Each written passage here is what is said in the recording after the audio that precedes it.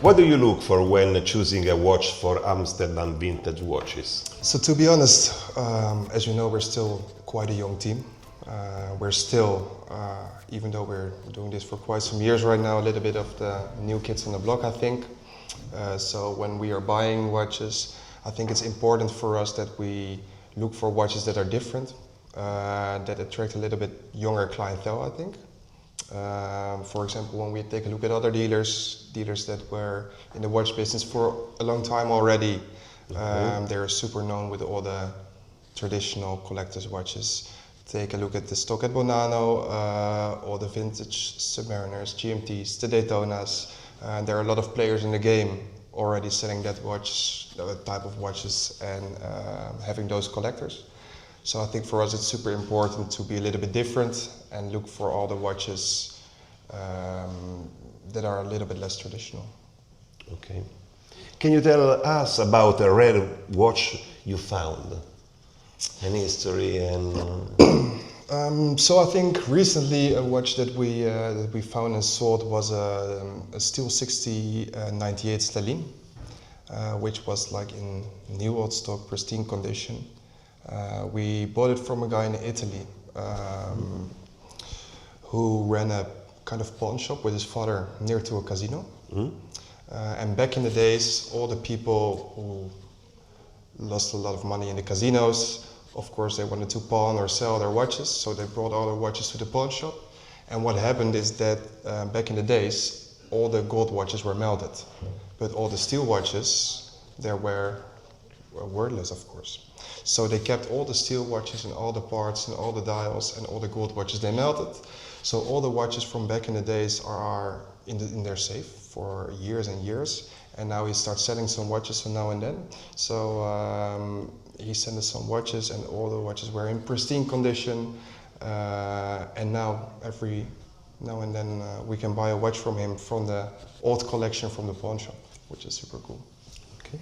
What do Amsterdam Vintage Watches and Bonanno Roma have in common as leaders in their markets? Yeah, I think what works for us and for Bonanno is that over the years we gain a lot of trust, I think.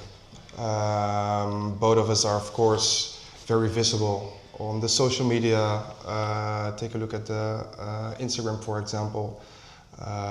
Also, we are there with our faces. So we did the YouTube channel, we did the videos. Also for Bonanno Watches the same. Gianluca was always with his head on the camera, Giovanni as well, especially the last few years. I think that's the main thing if you want to gain trust on your clientele. And I think that's like the main specialty. So people know that if they buy watches at our store or at the Bonanno store, that it's always good, and if something turns out not to be okay, they can always come back. Difference between the Dutch and Italian vintage watch market? I think it's very... In your opinion, obviously, not. I think there's a big difference. I think the vintage watch market originated in Italy back in the days. So already in the 80s and the 90s, there were very big collectors in Italy. Of course, collecting the vintage Newmans, that kind of stuff. In the Netherlands, there wasn't really a big collector's market back then. That's also why we, with Amsterdam Vintage Watches, tried to change that around 10 years ago. So we don't have like the traditional vintage Rolex collector's market in the Netherlands. The market that we have is, to be honest, a little bit the market that we made. We made vintage watches popular under a younger clientele. And I think the younger clientele also have a little bit of a different taste. That's one. And mostly they have a little bit of a different wallet. So the collector's market in the Netherlands is, I think, not as traditional as in Italy. So they're more into buying the trends, also because it's more accessible, I think. So it's more of a next generation collector's market compared to Italy. And the difference between European collectors and Far East collectors? And sorry? And Far East. and Asian collectors, the difference? I think the Asian collectors and the collectors from the States especially, they don't want to hear it, of course, but in my opinion they're a bit less sophisticated. To be honest, as a commercial company, for example, clients from the States are very good clients always, because they spend money a little bit easier, I think, than the European clientele. But it's also because the European clientele is a little bit more educated in vintage watches over the years. So what I said, they're a bit more sophisticated, but also because there's a little bit more knowledge, and the collector's market was there already 20, 30 years ago. And how do you manage the needs of experienced collectors and beginners? So I think what we did with Amsterdam Vintage Watches especially is that we educated our clientele and our future clientele. So let's say 6-7 years ago we started targeting a very young clientele. So we made YouTube videos focused on younger kids, so between 16 and 25. Kids that were looking, for example, for the first watch, take a vintage Rolex Datejust, for example, which was in price quite accessible. So you paid like 3,000-4,000 euros for a very nice 1601 Datejust or 16234. So I think in the beginning, educated is the most important, especially when you want to target new clients, so not the traditional clients, because we were just, as I said, new kids on the block, so we were like super little fishes. Okay. And it didn't make sense to target people and try to sell Paul Newmans. So we thought, let's see what we can do, and that was using like our marketing. How your personal taste influence your choices? It's a good question, and to be honest, we're in the beginning with a team of 3, so me, Jasper and Ramon. And to be honest, we're all completely different in the way of choosing watches, doing business. Jasper, for example, is super, as you know, super passionate about watches. And if you let him do all the business, he would buy a lot of watches every day and sell exactly 0. Because he wants to keep everything and collect everything. I think me and Ramon are a little bit more commercial. So I think Ramon and I we're looking differently to watches, and we see, okay, what's commercial, what's good to sell, but what's also good for a marketing perspective. I think Jasper buys and sells more from a collector's perspective. So I think the balance between the 3 of us is also very good and very healthy for us as a company. And what are the most interesting trends in collecting today? So for me, if there is a trend. yes, there definitely is, in my opinion, because of course 2-3 years ago there were a few watches that were super hyped. So the market was very volatile, the market was super overheated, and everyone was just buying the hype. Which also causes that like all the prices were ridiculous back then. And a lot of watches weren't accessible anymore for a lot of people. So I think lately, especially the last year, people started buying watches that are still accessible, so more funky kind of watches. So what you see nowadays, of course, is all the trends around Piaget, for example, watches with stone dials, special gem sets, special bracelets, because you can be different. So you have a watch that you don't see that often. You don't have the feeling that you walk into a restaurant and there will be 10 other people wearing the same steel Daytona. So you can be different, and the price point is just a little bit lower. So I think for beginning collectors, the market right now is healthier and I think more fun. And collecting or investing, which is more important to you? I think in the beginning collecting, and I think if you collect the right stuff and you focus on quality, it will be a good investment anyhow.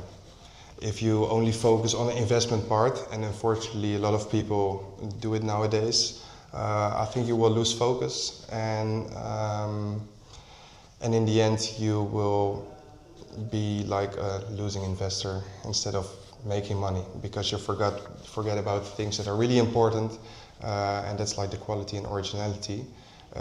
Instead of that, people are just seeing the website, seeing like Chrono 24, see there's one but it's 10,000 euros cheaper, so they buy that because they think it's a good investment. In the end, a lot of parts are replaced, for example, and they will find out they will lose a lot of money.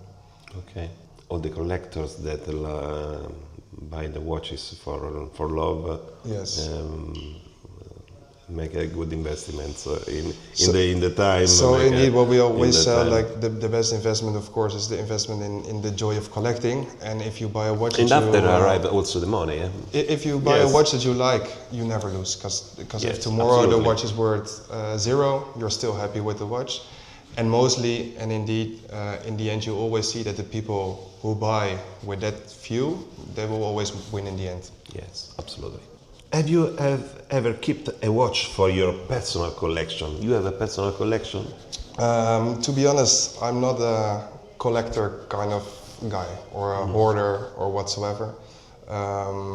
When you compare it, for example, with Jasper, what I said before, he wants to keep like all the watches.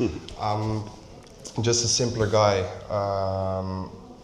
and on that side, and I just to put a watch on my wrist and I can wear it for months sometimes instead of changing it like every day. So no, I'm not really a collector, hoarder myself. Also, I think because over the years, and when you're in the watch dealing business, you're seeing so many watches every day. So I think you also get a little bit easier bored by a watch because you already saw it a lot of time. So it's not special on the same way as it is, I think, for a collector. What is one watch every collector should have? One watch, the first. To be honest, for me, it would be... in Italy, start all with the Submariner. Yes, so in Italy, all the people start with the Submariner. Submariner. Is the first watch, after Daytona, after the world. Like the Italian people, of course, they're all really into collecting sports watches, because there was a collector's market already for a long time. In the Netherlands, it's a little bit different, I think, but I would always go for like a standard Rolex Day-Date, to be honest, just because it's a watch you can wear every day. And for me, you can buy something quite special, also because there are quite some variations at an accessible price point. So when you spend like 15, 20, 25,000 euros on a Day-Date, you will get a lot of joy out of the watch. And I don't think if you buy a 250k watch,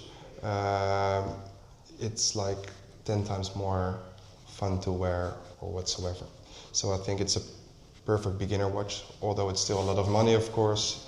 I think the price quality, the bang for your buck is amazing. Okay. What are the future goals with Amsterdam Vintage Watches? So over the last few years, we changed a little bit, where we did a lot of social media, for example, a lot of videos back in the days. We were focusing on high volume. So we sold like, let's say 120, 130 watches every month with 3-4 people, which is a lot. And in the end, we lost a little bit of the focus, and you can't give the quality anymore that you want to give. So over the years, we focused more and more on like a super small clientele. So now, besides the watches that we sell on Instagram and on the website, we try to focus on a smaller group of clients. So let's say around 15, 20 people, where we're focusing on buying, but also kind of managing collections. So we buy and sell watches to bigger collectors, which is fun for us because we can see, buy and handle the most special watches in the world. But also, more importantly, I think we can work with super passionate people every day. So it's different than when, for example, someone walks into a store to buy one watch and you never see the guy again. Okay. And now we have a lot of clients that we talk to every day, day in, day out, and that's super fun to do, I think. Okay. Last question. In your opinion, Yeah. what can Amsterdam Vintage Watches and Bonanno Roma learn from each other? I think it also came back already in some other questions. I think the difference is that Bonanno Watches is in the watch business for a long time already. So they're super experienced, but they have a different type of clientele, I think. So the average age of your clientele here is probably a lot higher than our clientele. We work a lot with like big collectors between 20 and 30. And we talked about it over the years with a lot of older watch dealers who are in the business for like 20, 30, 40 years already. I think we can learn from Bonanno in the way that they're super experienced with the business. So you guys saw 1,000 times more watches than we did, of course, over the years. But I think what we do is pretty unique, like online. So marketing-wise, the social media, and I think with our social media and our social media approach, we are quite good in like targeting a younger audience. And I think when we take a look at Amsterdam Vintage Watches and Bonanno, it's amazing when you can like combine forces and combine like the experience and the older type of clientele with like the next generation marketing and approach on your target audience. Yeah. Okay. Thank you. Good. Thank you for your time. Thank you.